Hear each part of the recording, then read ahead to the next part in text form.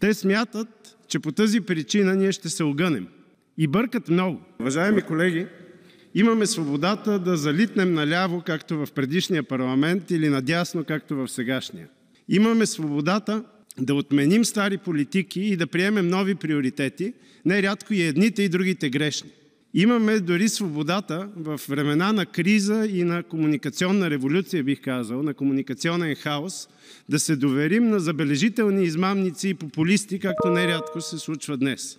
И враговете на Европа, враговете на свободата смятат това за нашата слабост. И тези в Кремъл, и тези в Пхенян, и тези в Техеран, и пиратите в Йемен. Те смятат, че по тази причина ние ще се огънем. И бъркат много. Именно защото ценим свободата си над всичко, включително свободата да грешим, ние имаме и разума, и инстинкта за самосъхранение да продължим неотклонно и подкрепата си за Украйна, и борбата си срещу тиранията.